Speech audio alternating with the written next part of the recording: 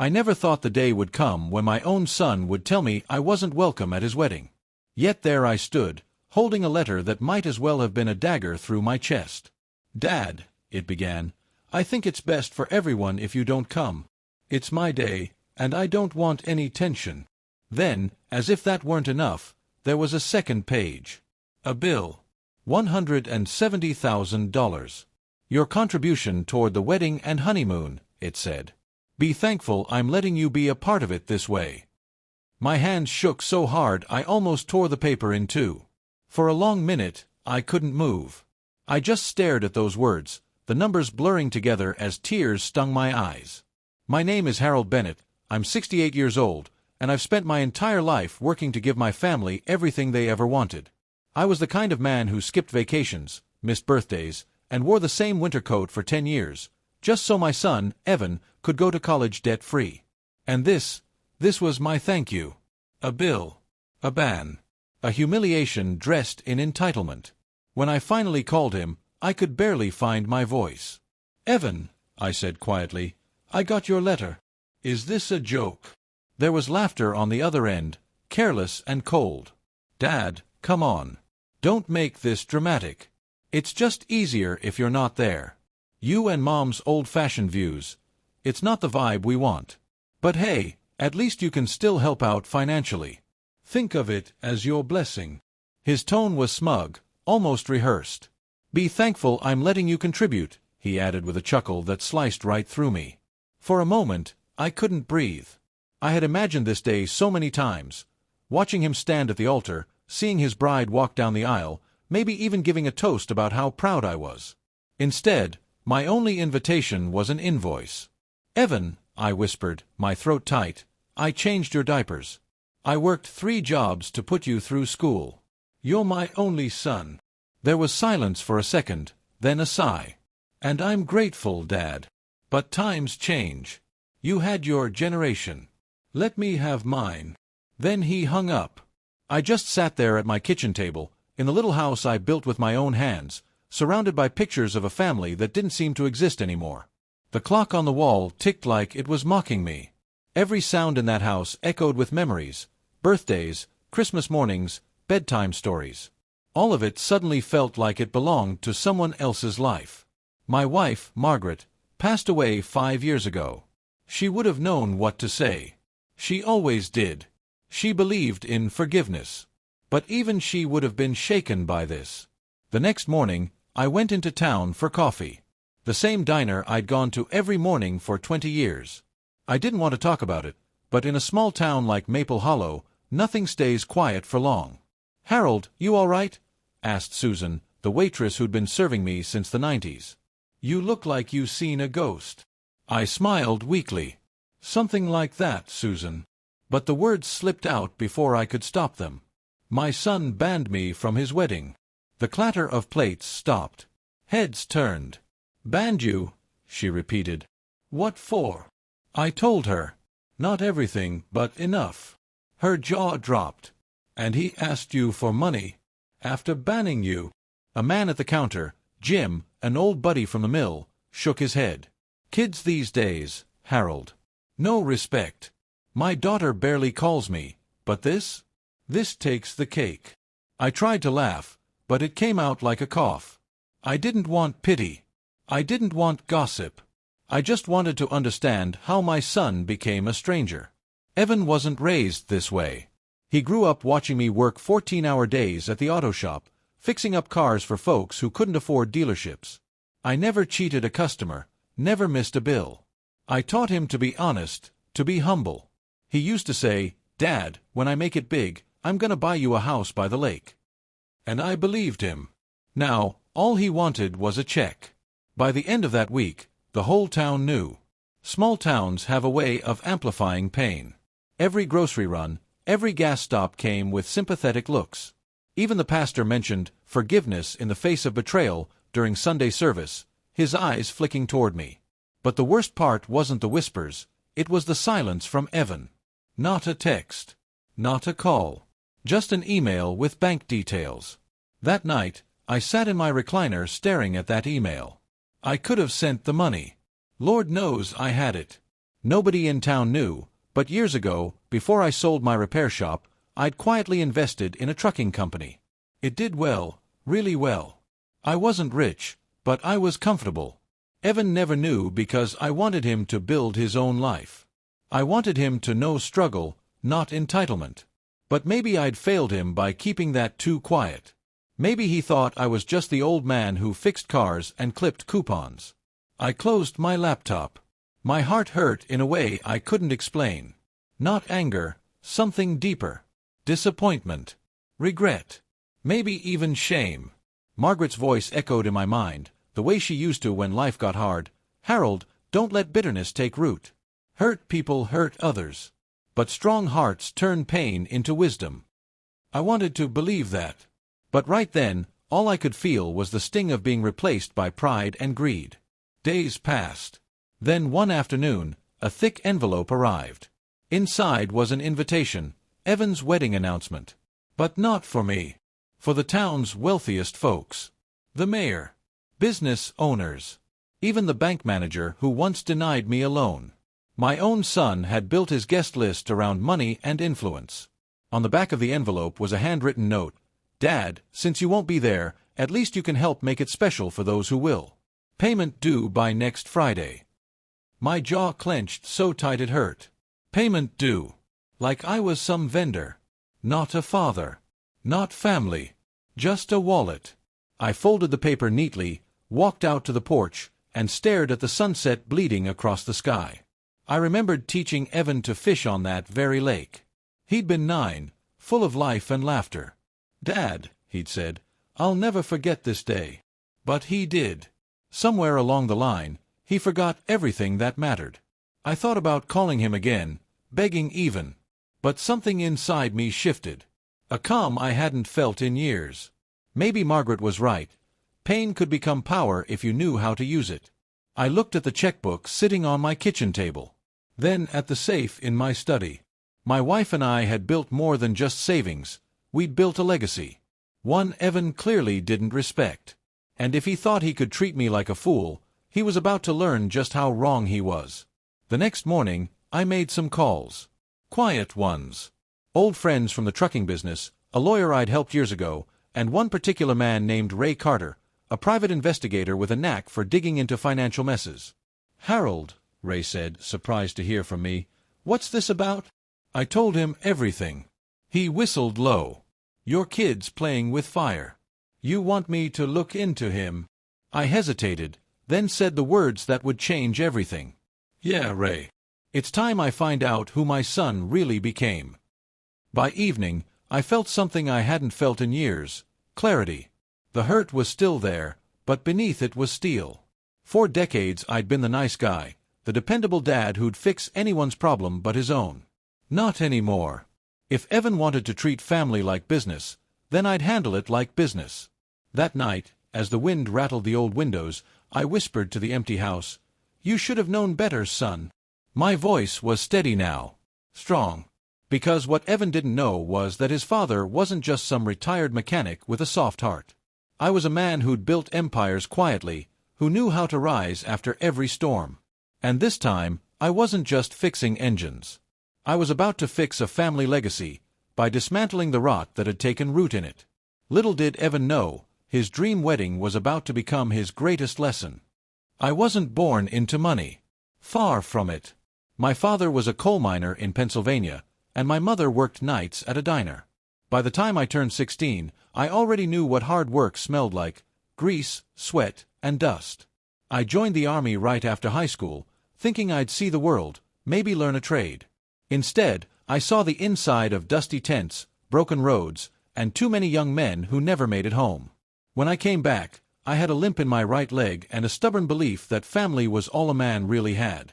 That belief carried me through everything. When I met Margaret, I was 24, and she was the most beautiful woman I'd ever seen. She had this way of smiling like she knew life could be cruel but refused to let it break her. We married a year later, bought a small house in Maple Hollow, and promised we'd never let money, or pride, come between us. We didn't have much, but we had each other, and for a long time, that was enough.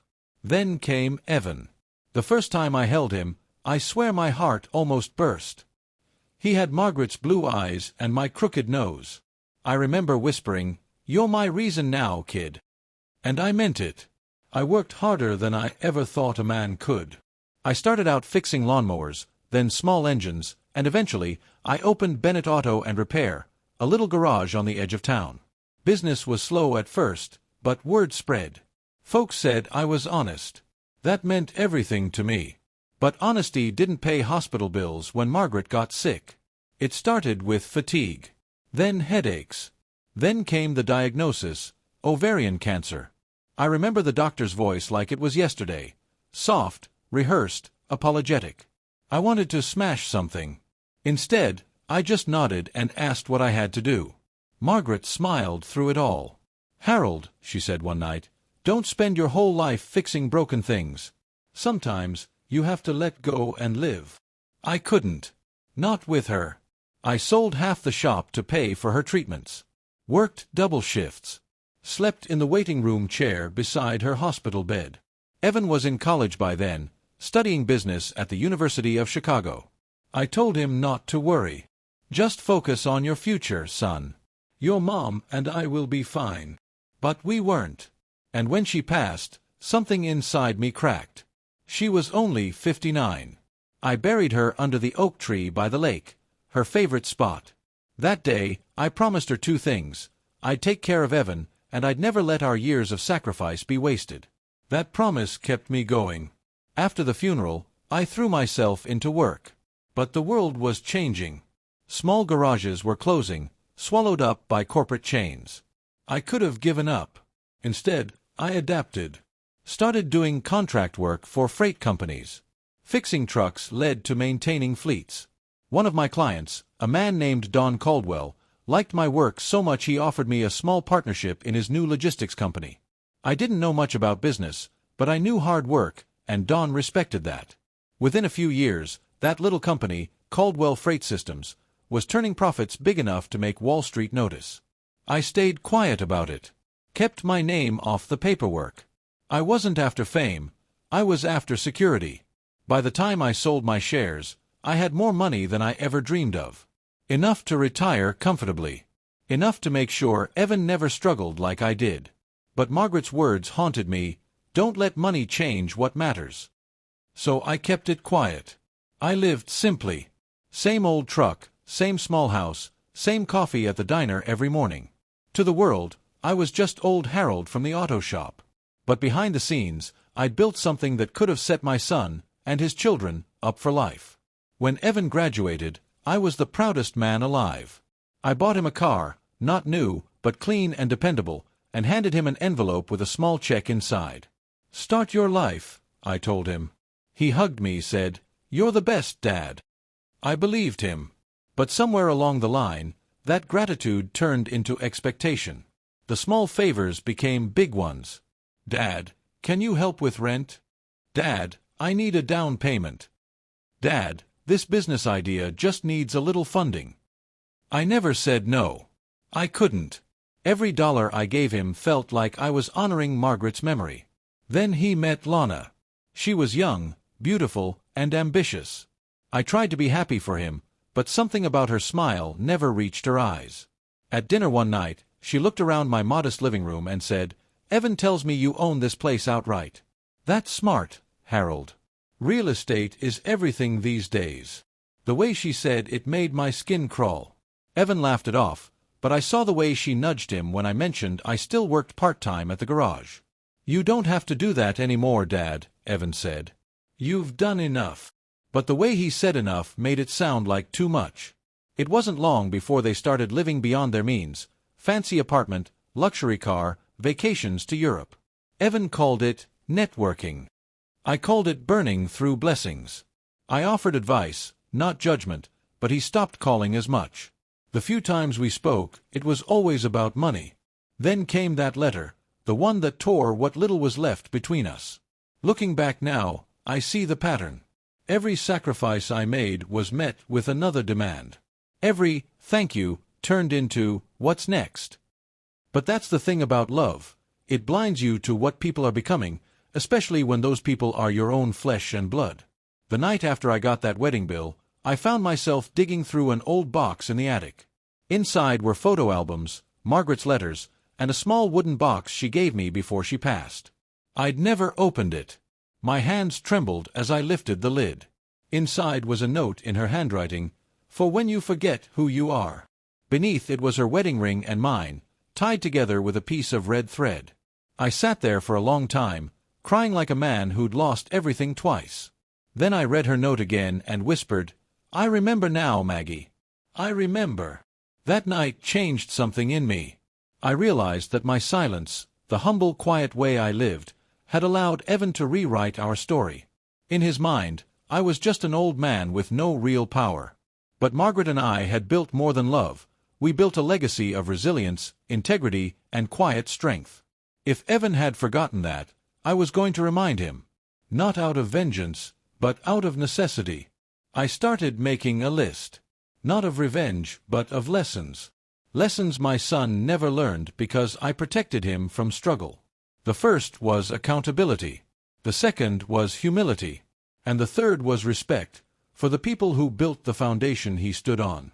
Over the next few days, I called a few old contacts. Dawn from Caldwell Freight.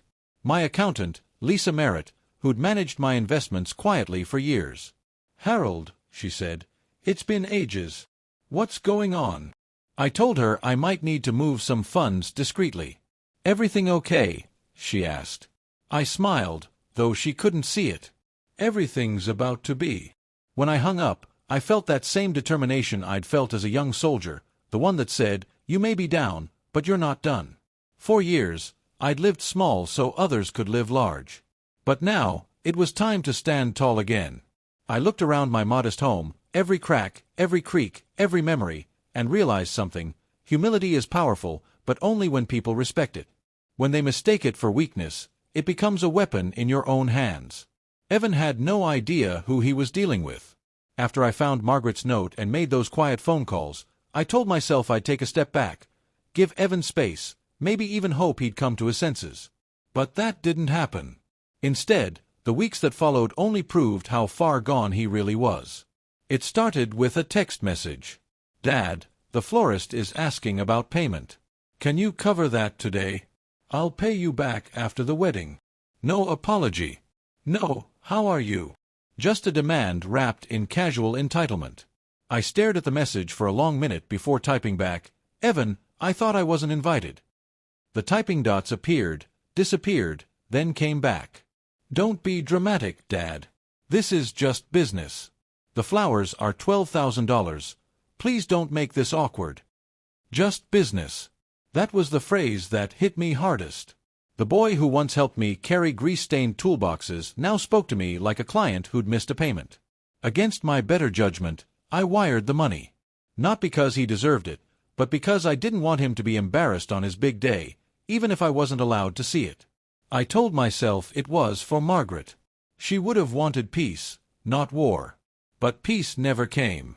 A week later, another message arrived. "Hey Dad, Lana found a resort in Bora Bora for our honeymoon. There's a deal if we book early. Can you send $40,000 tonight?" My hands trembled as I read it.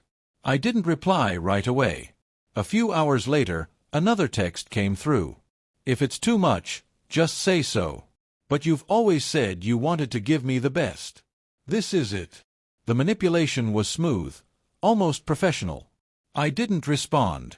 The next morning, I woke to a long message from Lana herself. "Hi, Harold. I know things are tense right now, but Evan loves you. We both do. You've always been so generous, and I want you to know we're grateful. This trip is once in a lifetime, and I think it would mean a lot to Evan to know his dad supports it." There was no warmth in her words. Just polite coercion. That was the first time I realized I wasn't just dealing with a selfish son, I was dealing with a partnership built on greed. Still, I stayed silent. Silence can be powerful, but it can also be mistaken for surrender. Days turned into weeks. The wedding drew closer. Every morning, I walked past Margaret's picture in the hallway and whispered, "I'm trying, Maggie. I really am." Then one morning, as I sipped my coffee, a knock came at the door.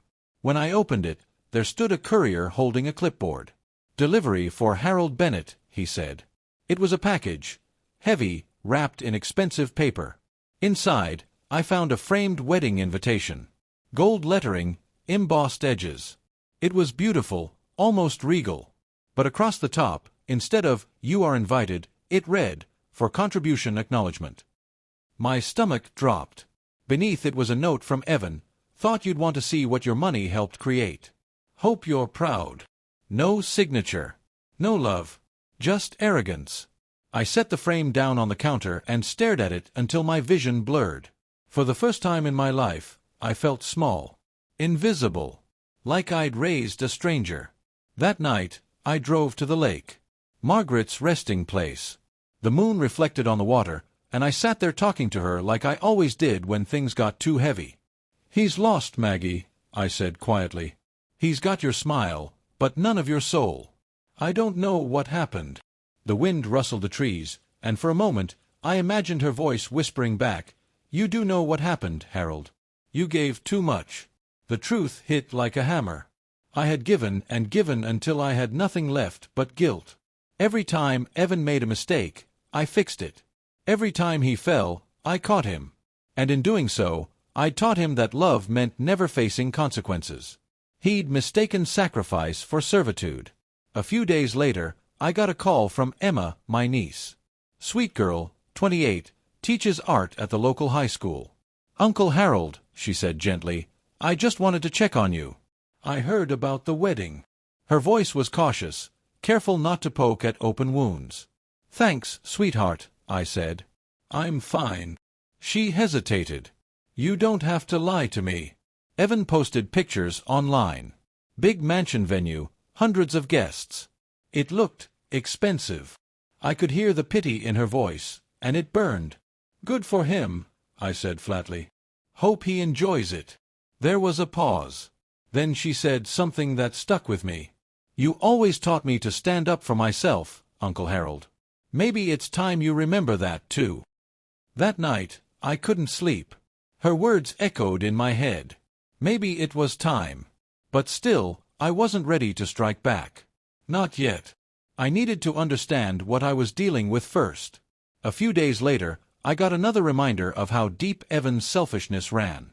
I stopped by the grocery store, and while I was standing in line, I overheard two women talking. "Did you hear about Evan Bennett's wedding?" one said. "They say it cost over 200 grand. Must be nice to have a dad who pays for everything."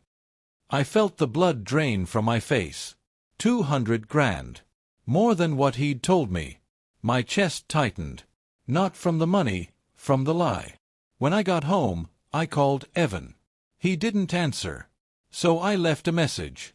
"Son, I need to talk to you about the wedding expenses." Hours later, he texted back, "Dad, relax. Everything's under control. You worry too much." I replied, "It's not about worry. It's about honesty." His final message came 5 minutes later. "Dad, you wouldn't understand. Times are different now. Maybe sit this one out. Sit this one out." Like my love, my effort, my entire life had been optional. I put the phone down and just sat there in silence. My heart hurt, but not from sadness anymore, from something sharper. Resolve. That weekend, I went to church for the first time in months. The pastor's sermon was about the prodigal son. Everyone in that chapel knew who the message was for. When the service ended, people came up to shake my hand, some offering sympathy, others trying to encourage me. "God will fix it, Harold," they said. I smiled politely, but inside, I thought, God helps those who help themselves. Over the next week, I started noticing how far the rot had spread. My sister, Nora, called one evening. "You know, Harold," she began, "Evan mentioned you're being difficult about the wedding. He said you're holding back money out of spite." My jaw tightened. "He said what?" She sighed. "I'm not taking sides, but maybe you should just help him. He's your only child." I hung up after that. I loved my sister, but she'd fallen for his narrative, the one where I was the stubborn old man clinging to control. That was the moment I realized Evan wasn't just disrespecting me. He was rewriting me, painting me as the villain in his story so he could play the victim. And people believed him because I'd spent my whole life keeping my successes quiet. To the world, I was just a mechanic who couldn't let go of his wallet. One night, I got a call from Ray Carter, the private investigator I'd contacted earlier. "Harold," he said, his voice serious, "you were right to call me. Your boy's into something shady." My stomach turned. "What do you mean?" Ray sighed. "He's deep in debt. Credit cards maxed out, business loans defaulting. Looks like he and his fiancée have been living off advances and your money. The wedding's not just for show, it's a cover. They're trying to look rich to land investors for some bogus luxury brand venture." My hands clenched into fists. "He's lying to everyone," I said quietly. "Including me." Ray hesitated. "You want me to dig deeper?" I didn't even pause. "Yes. Everything you can find. I need to know exactly who I'm dealing with." After that call, I sat in my chair for a long time, staring at Margaret's photo. "He's not the boy you raised anymore, Harold," I whispered to myself. "But he's still your son." My eyes burned, but I didn't cry. Not this time. Because for the first time in years, I felt something other than heartbreak. I felt purpose. I wasn't going to lash out in anger. I wasn't going to scream or beg or send emotional texts he'd just ignore. No, this time I'd do what I'd always done best: plan. Quietly. Carefully. Completely. Because Evan had spent his life underestimating me. And soon, he was going to remember exactly who his father was. I leaned back in my chair, folded my hands, and whispered into the empty room, "You wanted a business deal, son? Fine. Let's make it a business deal." Little did Evan know, his arrogance had just signed his own downfall. When I woke up the next morning, I felt something I hadn't felt in years: control. The kind that doesn't come from shouting or threatening, but from knowing you've finally stopped letting people walk all over you. For the first time since Margaret died, I had purpose again. I spent the morning at the kitchen table with a notebook and a cup of coffee. I drew 2 columns. On the left, I wrote Evan. On the right, I wrote truth. Then I started listing everything I knew, and everything I didn't. What debts? What lies? What leverage did he have over others? What image was he trying so hard to sell? And most importantly, who was helping him do it? That's when I called Ray Carter again. "Ray," I said, "I need every detail. Don't hold back." He laughed softly. "You sound like a man with a plan, Harold." "I am," I said. "I'm just not sure what it is yet." Within a few days, the first report came in. Ray drove down from Chicago, met me at the diner, and slid a manila folder across the table. "You might want to sit down before you open that," he said. I nodded, took a deep breath, and flipped it open. Inside were pages of bank statements, credit reports, and photos. Evan and Lana posing in front of luxury cars that weren't theirs. Credit card debts stacked high. A business account with more red than black. "They've been living off credit and image," Ray said, stirring his coffee. "That new company they're bragging about? Registered under her name. No investors. No products. Just a website and a social media campaign promising handcrafted luxury goods sourced from ethical American suppliers.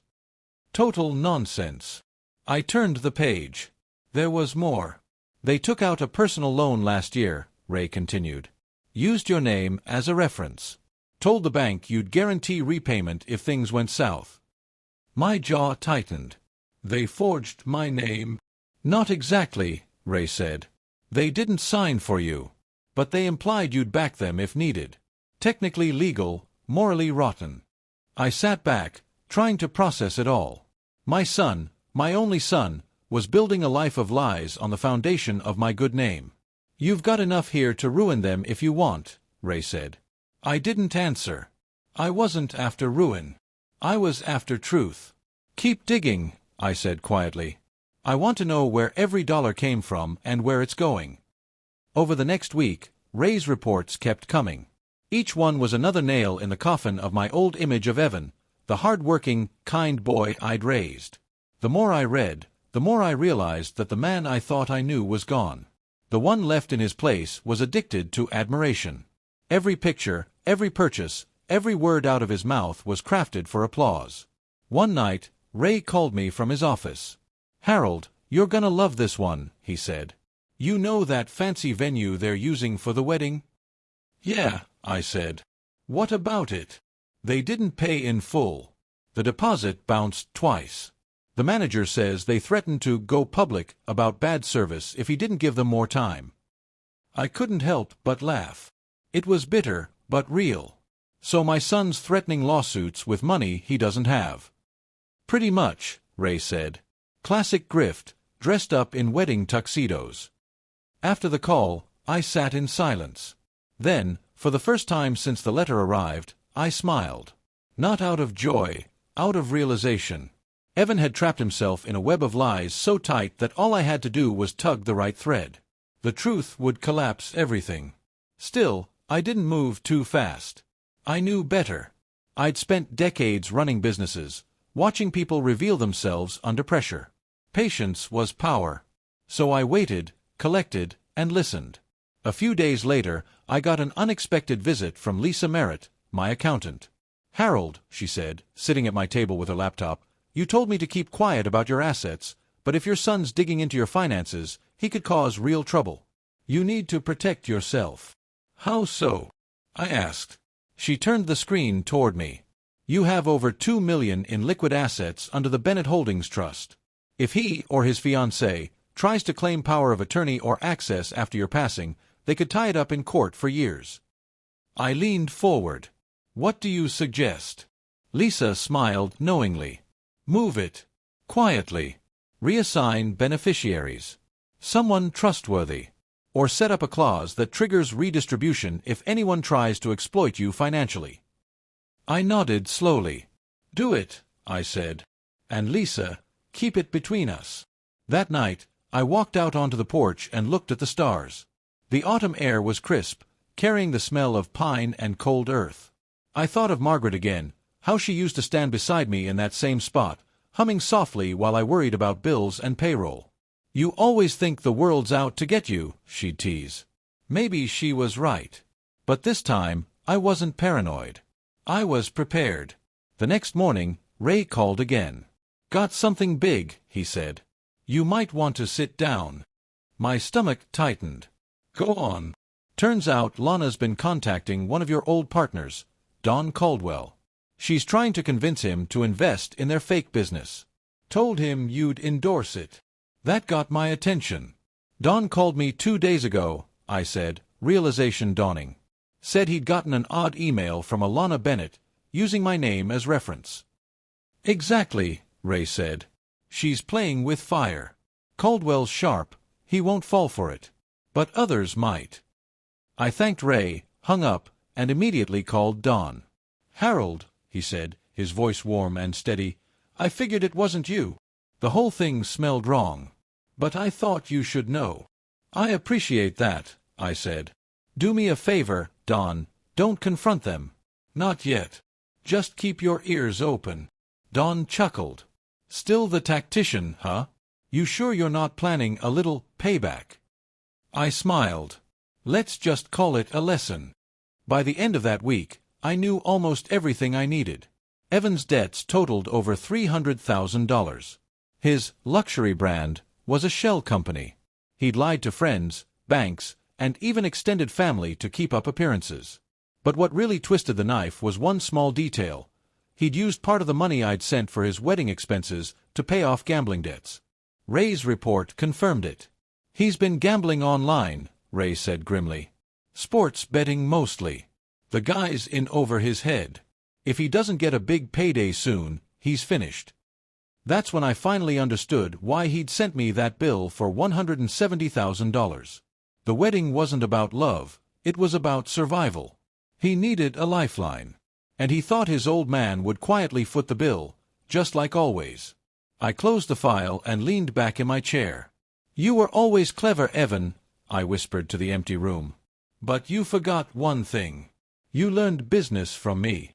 The next morning, I called Lisa again. "Lisa," I said, "I need a favor. Can you draft a temporary partnership document between Bennett Holdings and Caldwell Freight Logistics? I want it to look official, but keep it off public record." She hesitated. What are you planning? I smiled. A reminder that every empire, no matter how loud, can crumble overnight. After the call, I drove to the lake again, to Margaret's grave. I brought her flowers this time. White lilies. I'm doing what you taught me, Maggie, I said softly. I'm not getting even. I'm setting things right. The wind rustled through the trees, gentle and approving. On the way home, I stopped by the diner. Susan spotted me immediately. Harold Bennett, she said, hands on her hips. You've got that look again. What look? I asked, smiling. The one you get when you're fixing something complicated, she said. Except this time, it's not an engine, is it? I laughed quietly. No, Susan. This time, it's a legacy. That night, as I sat in my study surrounded by Ray's files, Lisa's spreadsheets, and Margaret's picture, I realized something profound. Forgiveness doesn't mean allowing abuse. It means setting boundaries so deep that no one can ever mistake your kindness for weakness again. And I was ready. Armed with truth, I now had everything I needed: the debts, the lies, the documents, and the connections. The pieces were in place. All that was left was timing. The wedding was 2 weeks away. I closed my notebook, turned off the light, and whispered into the dark, "You wanted a wedding, son. You're going to get one, just not the one you planned." The sun rose that Monday behind a veil of thin clouds, the kind that make the world look washed in silver.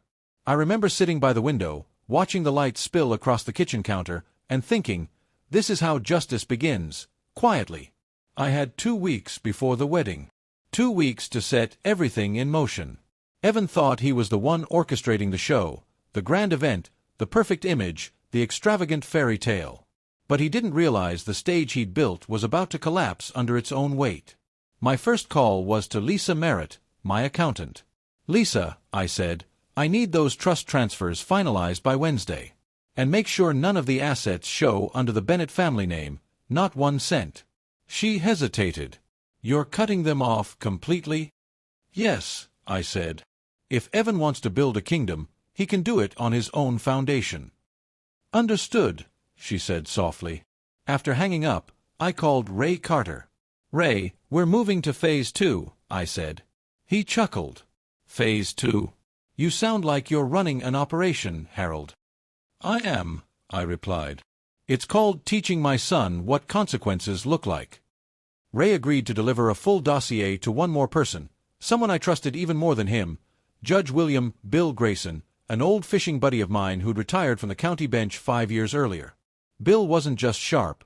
He had a sense of humor mean enough to enjoy poetic justice. When we met later that day at his cabin by the lake, I handed him the folder. "I don't need legal trouble," I said. "Just protection." He flipped through the pages, whistling. "Your boy's been busy," he said. "Forged reputation, hidden debts, fraudulent branding, classic house of cards. Can you make sure my name's legally insulated from whatever he's been signing?" Bill nodded.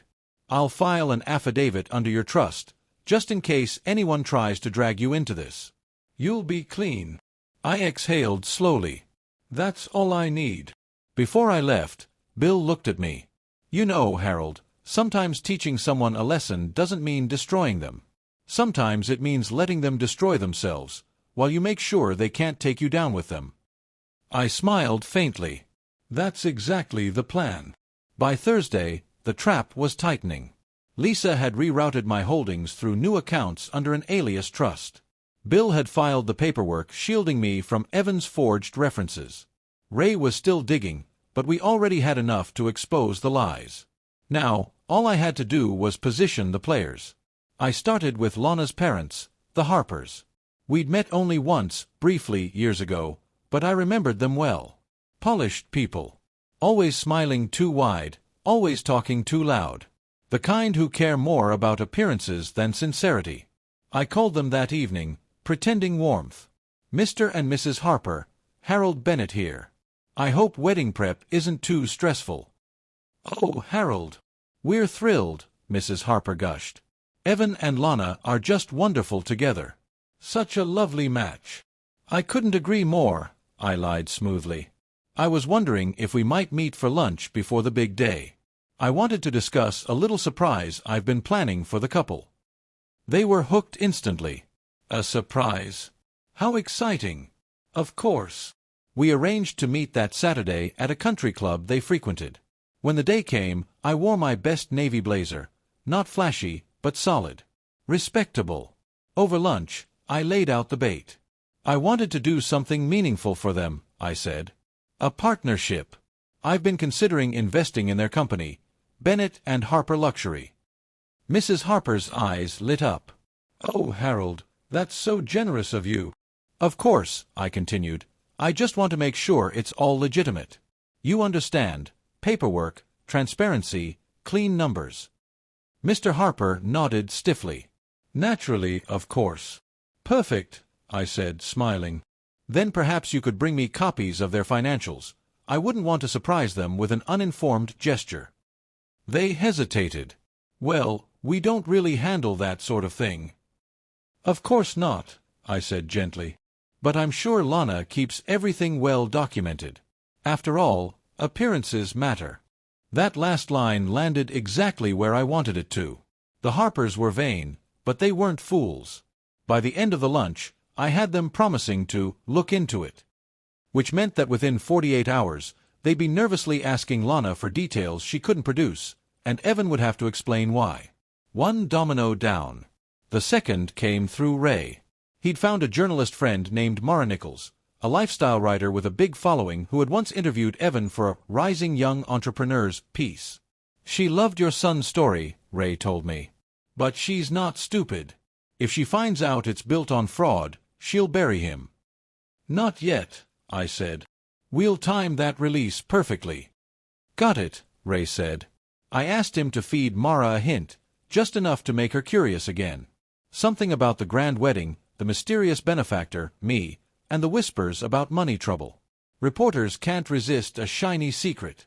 By the following Monday, she'd already reached out to Evan for a follow-up feature on his success story. He bragged, of course, posting about it all over social media.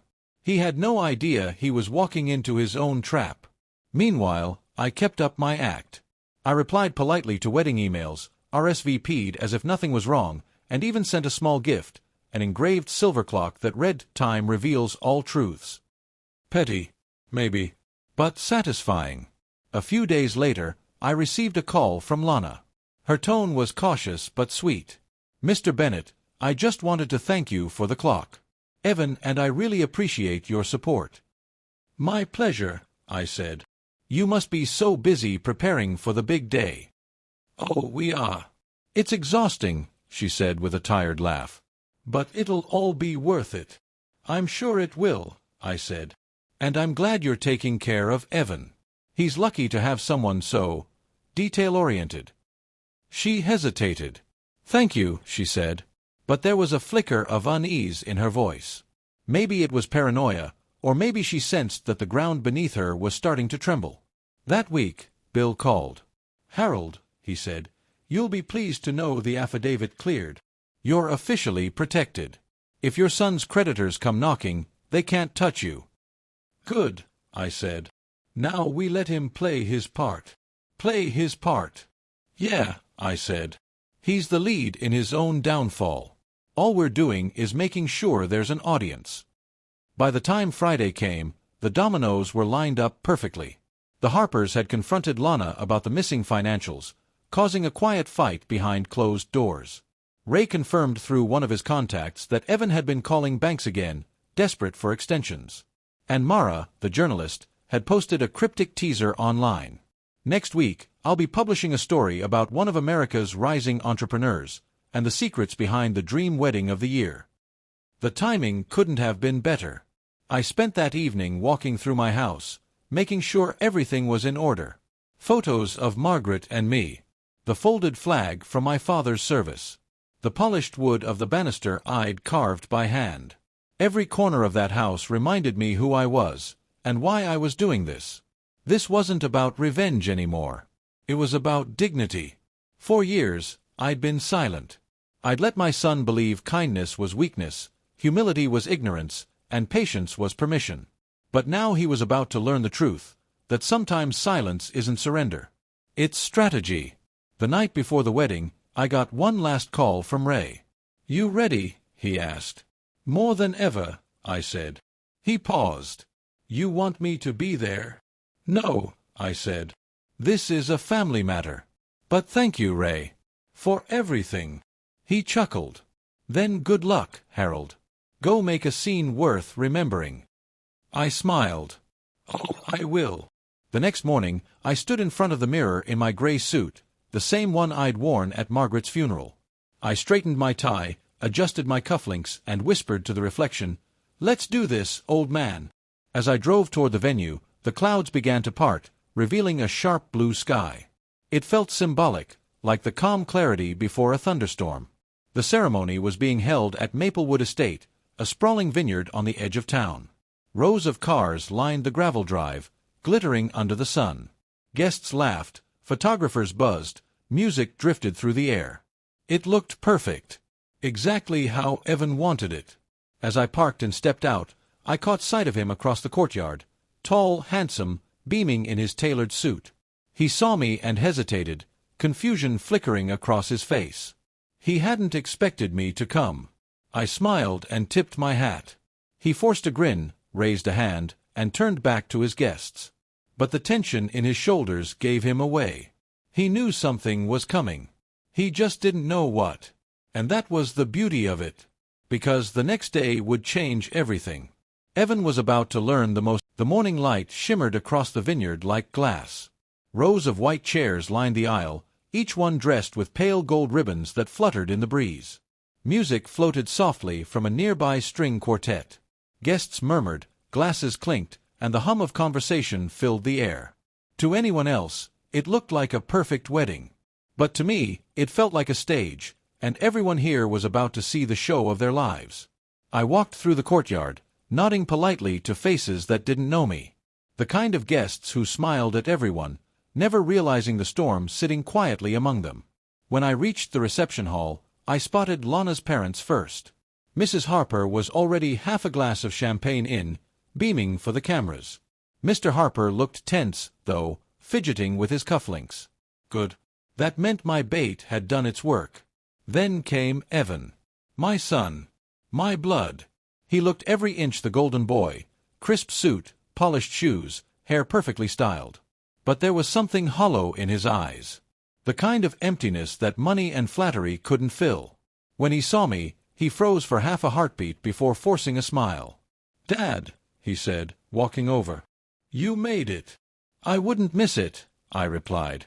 My tone was calm, controlled, the kind that made him nervous. He glanced around quickly, lowering his voice. "Look, I didn't think you'd actually come after you banned me," I said evenly, "and sent me a bill for 170 grand. A few nearby guests turned their heads. Evan's face flushed. "Not here," he muttered. "Let's just enjoy the day, all right?" I nodded slightly. "Of course. Wouldn't want to ruin your big moment." As he walked away, I watched him. The boy I'd once carried on my shoulders, now walking like a man who thought he'd never fall. Little did he realize, his whole world was built on air. The ceremony went by in a blur. I barely heard the vows or the music. My focus stayed sharp, waiting for the right moment. When the guests moved toward the reception tent, I followed, keeping to the edges. The tent was breathtaking. Chandeliers, crystal glasses, long tables lined with white roses. Everything screamed money. And everything was paid for with lies. After the first round of toasts, Evan took the microphone. "Thank you all for being here," he said, his smile broad and artificial. "This day means everything to us. I want to thank my beautiful wife, Lana, and our amazing families for supporting us." The applause swelled. He was in his element, basking in attention. "And I especially want to thank my father," he continued. "Even though he couldn't be part of the planning, his contribution made today possible." My heart stilled. Contribution. The word cut like a knife. I saw the smirk on his face, the same smug tilt of his mouth that used to appear when he got away with something as a boy. Except this time, it wasn't spilled milk or a broken window. It was arrogance dressed in a tuxedo. I stood slowly, my chair scraping softly against the floor. The sound was enough to turn heads. "Actually," I said, my voice steady, "I'd like to say a few words." Evan froze. "Dad, this isn't—" But the guests were already clapping, encouraging the proud father to speak. I walked to the microphone, nodding politely as I passed. The room quieted. I looked out across the crowd, faces expectant, curious, polite. I took a slow breath and began. "First, I want to congratulate my son and his lovely bride," I said. "It's a beautiful day. A day built on dreams, hard work, and truth." I let that word hang in the air. "Now, I wasn't invited to this wedding at first," I continued, my voice low but clear. "I received my invitation indirectly, along with a bill for $170,000. Apparently, that was the price of love these days." Nervous laughter rippled through the crowd. Lana's face went pale. Evan stepped forward. "Dad, that's enough." "No, son," I said sharply. "You've spoken for years. It's my turn." Silence fell. Even the music stopped. I reached into my jacket and pulled out a small folder. "You see, I've been doing some homework. Turns out, this wedding, this business, this entire image of success, wasn't built by hard work. It was built by lies." A few gasps. Cameras began recording. "Your luxury company," I said, flipping a page, "isn't registered with any legitimate investors. The products don't exist. The deposits for this venue bounced twice. The car you drove here leased under Lana's cousin's name. And the money you used to cover your debts? That came from me, the man you banned from attending." Evan's face went crimson. "You don't know what you're talking about." "Oh, I know exactly what I'm talking about," I said. "I have the proof.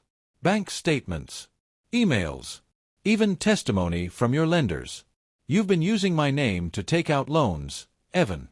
And you've dragged every decent person in this room into your performance." A murmur spread through the guests. The Harpers looked like they'd seen ghosts. Lana's hand flew to her mouth. I glanced at her. "And as for you, dear, I'd be careful about sending fraudulent investment proposals under someone else's name. That's a felony in most states." Her eyes filled with tears. I didn't know."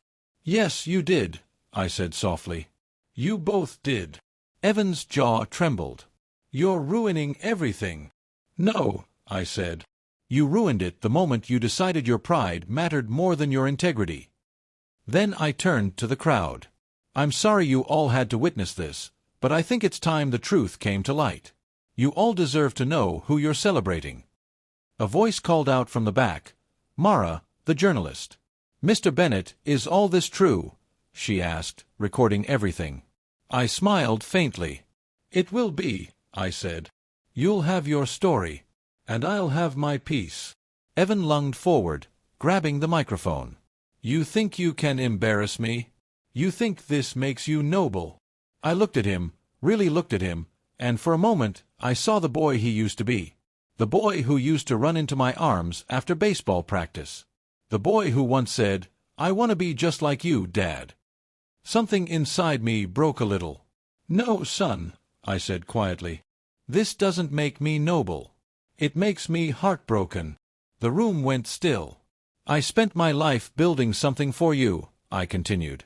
"Not money, not fame, but values, honesty, hard work.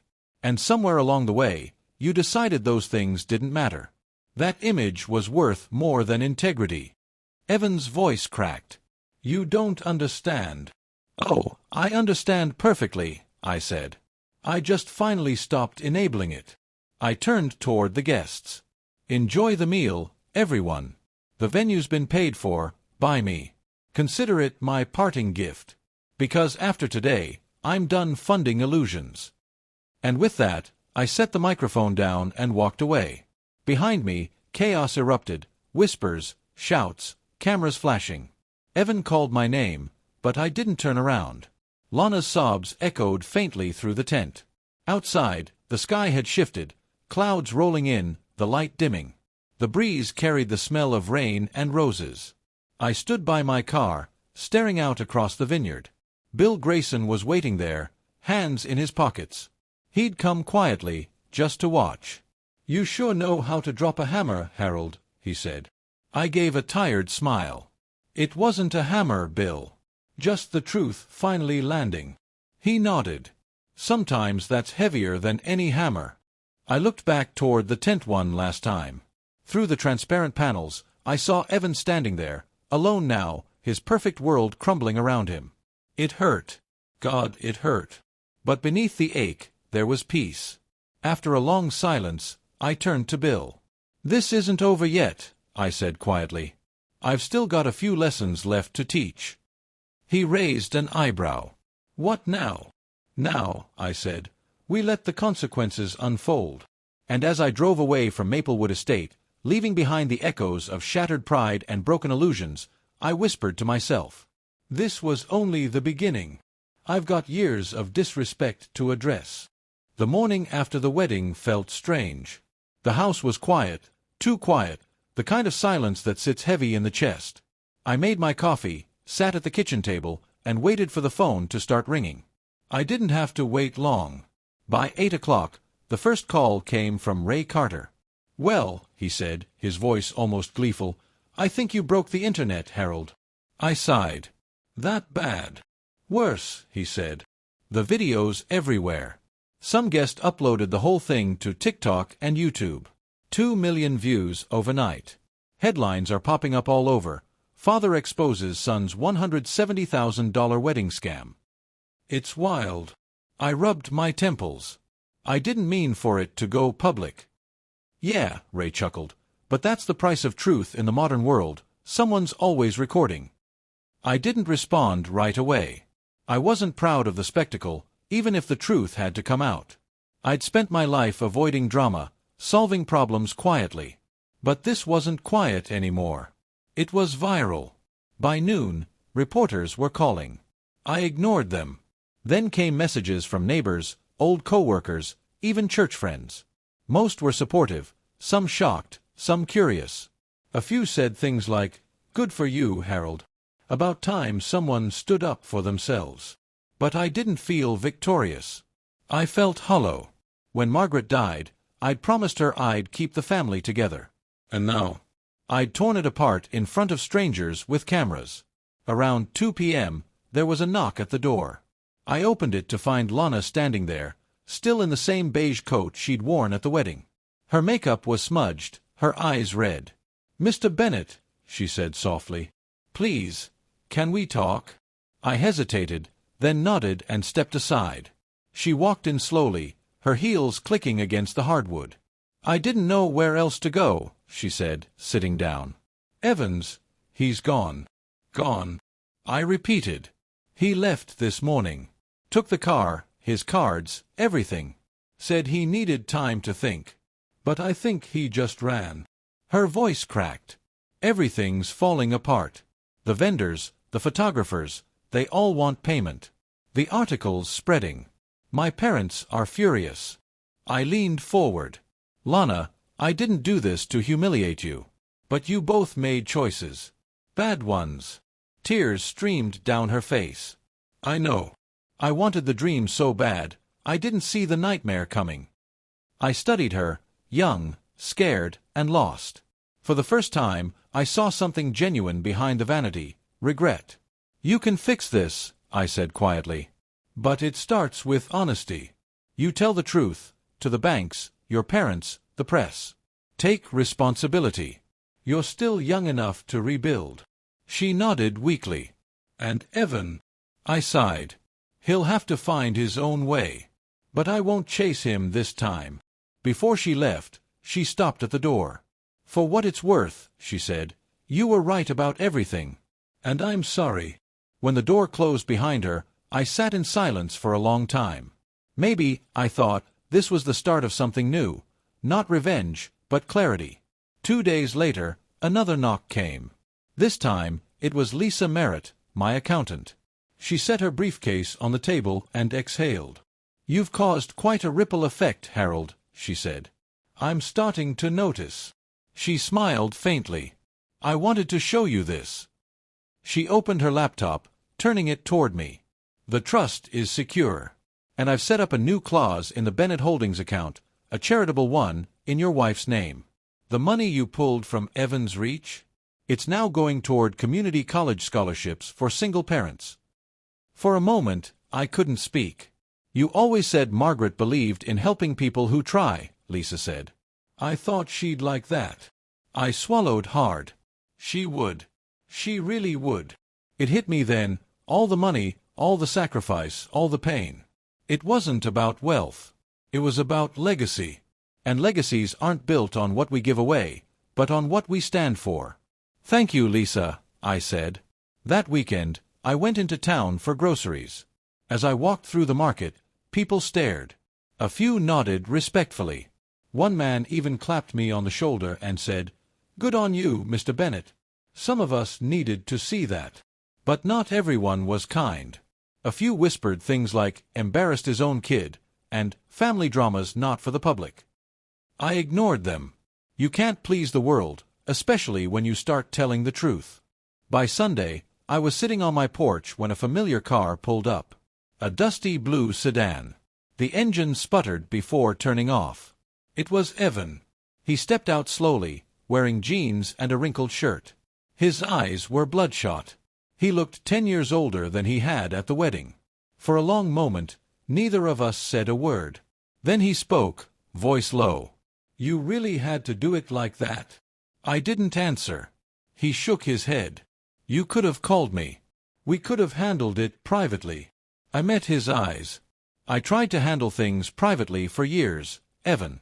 Every time you lied, every time you borrowed, every time you smiled your way out of responsibility, I stayed silent.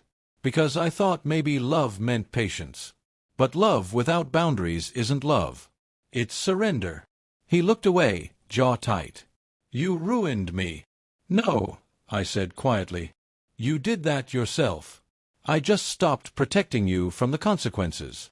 For a moment, I thought he might yell. But instead, he sank down onto the porch steps, head in his hands. "I don't know what to do," he whispered. "Everyone hates me. Lana's gone. The company's dead. The press won't stop calling." "Then start over," I said. "Without lies this time." He looked up, eyes wet. "You really think I can?" I nodded. "You're still my son, Evan. That part hasn't changed. But I won't save you again. You'll have to earn your peace the same way I earned mine, by owning what you've done." He wiped his face. "I don't deserve your forgiveness." "Maybe not," I said softly. "But you still have it." For a long time, we just sat there, a broken man and his father, both finally stripped of pretense. Over the next few weeks, the media frenzy died down. Mara's article went viral for a few days, not a hit piece, surprisingly, but a reflection on truth, pride, and the price of image. She called me a man who taught the world that integrity is worth more than inheritance. The words humbled me. I didn't feel like a hero, just a man who'd had enough. The Harpers filed for bankruptcy after the wedding debacle. Lana, to her credit, began working at a local boutique, rebuilding her life quietly. She even sent me a thank you note months later, saying, "Your words saved me from myself." And Evan, he moved back to town, rented a small apartment near the river, and started working construction for an old friend of mine. He didn't complain, didn't post, didn't brag, just worked. Sometimes I drove by the site and watched him from a distance.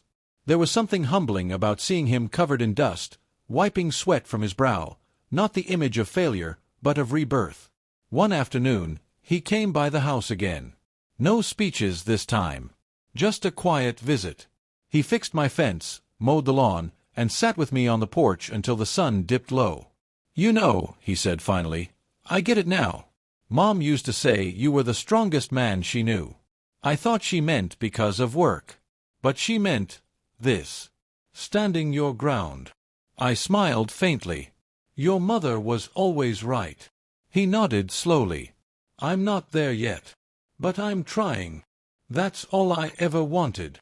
We sat there in silence, two men finally understanding each other, not through pride, but through pain. A month later, I visited Margaret's grave again. The wind rustled through the trees, carrying the faint scent of lilacs. "I did what I had to, Maggie," I said softly. "It wasn't pretty, but it was honest. Maybe that's enough." I placed a single white rose on the stone. "Evan's learning. Slowly. The hard way, just like his old man." As I stood there, I realized something important. Justice isn't loud. It doesn't always end with applause. Sometimes it's quiet, a slow rebuilding after the storm. And maybe that's what this all was. Not destruction. Renewal. By fall, the house felt warm again. The laughter of neighbors drifted from across the yard. Evan stopped by often, fixing small things, sharing dinner. The past wasn't erased, but it no longer ruled us.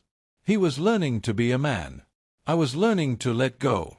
And as I sat on that porch one evening, the sunset spilling gold across the sky, I whispered the words Margaret used to say whenever life got hard. Sometimes you have to break to rebuild. As the dust finally settled, everyone realized the same truth, that love without respect collapses, but respect built on truth can last forever. And in the quiet of that moment, I knew I'd taught them all the most important lesson of their lives.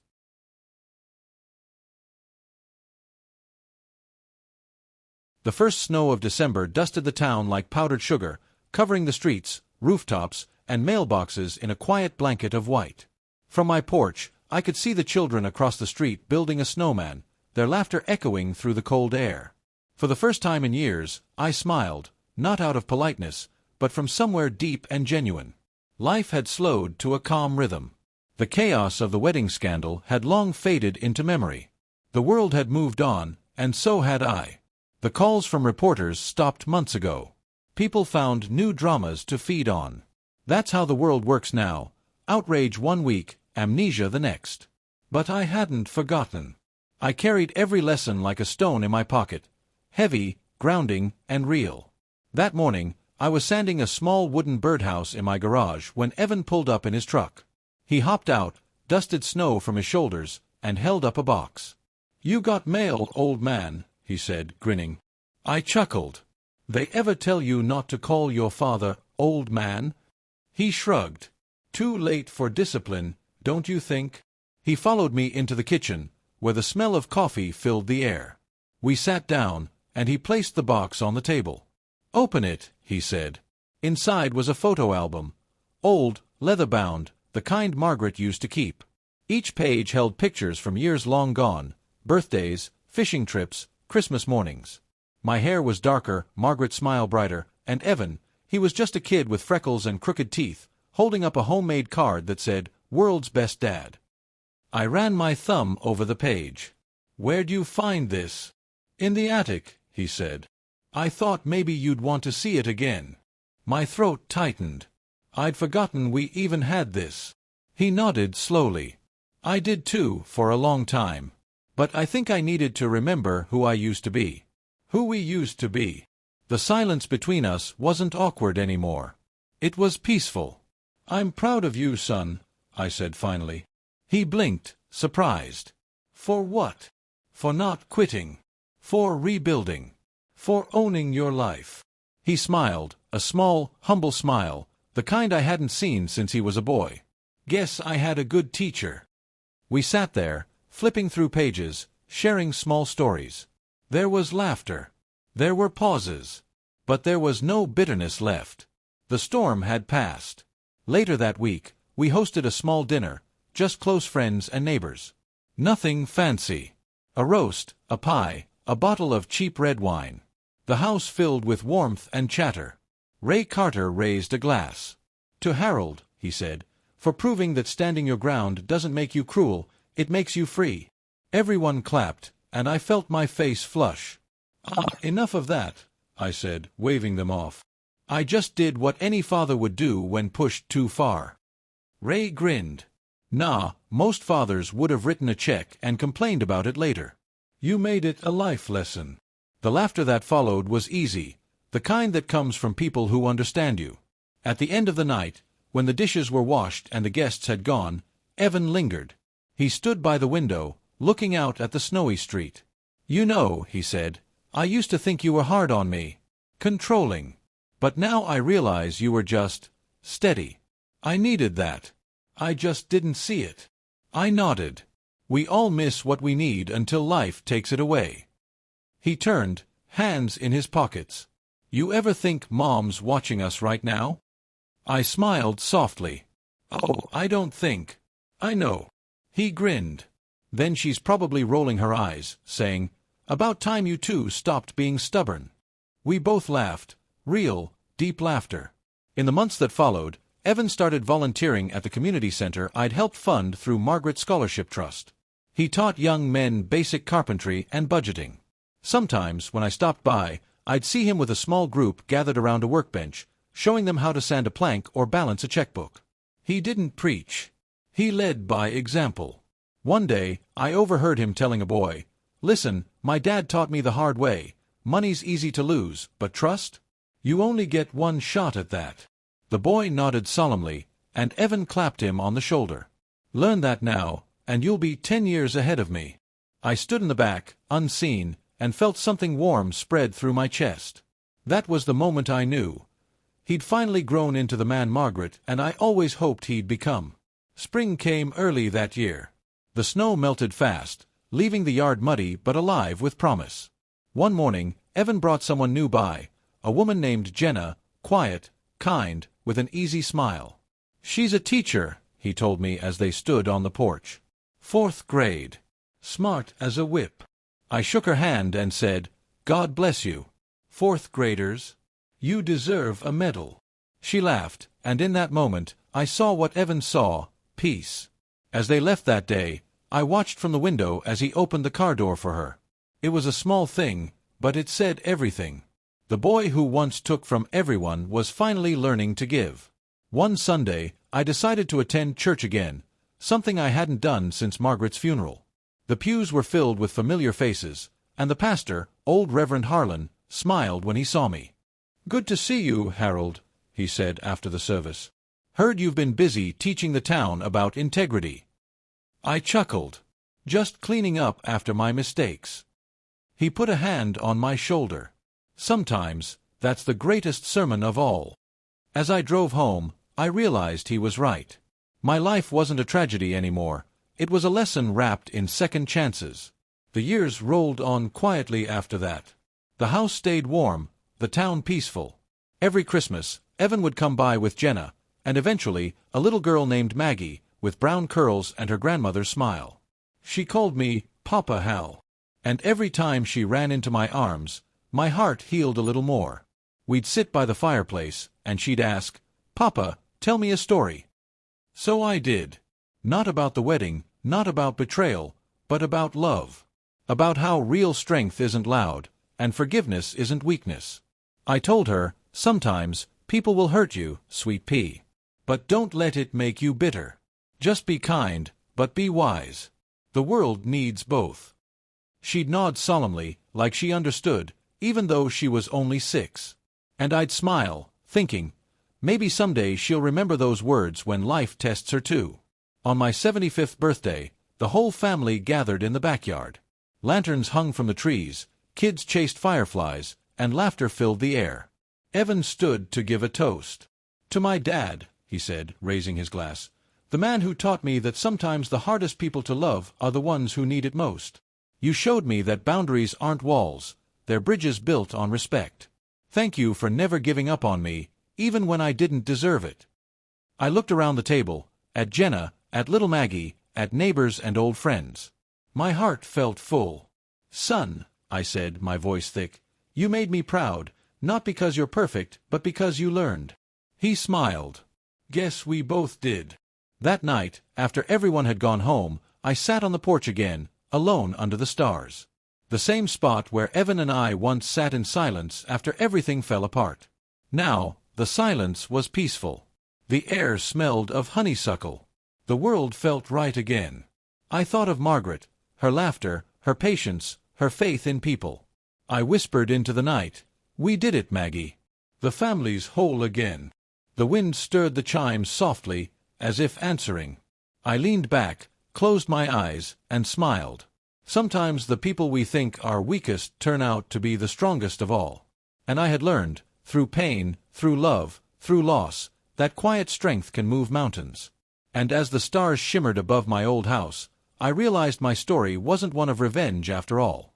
It was one of rebirth. Did you like my story? And which city are you listening from? Let's meet in the comments. If you like the story, you can support me by sending a super thanks so I can keep bringing more stories like this. Thank you so much for your sweet support. I'm looking forward to your comments on the story.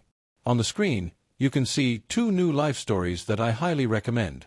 There's so much more on my channel. Don't forget to subscribe. See you in the next life story.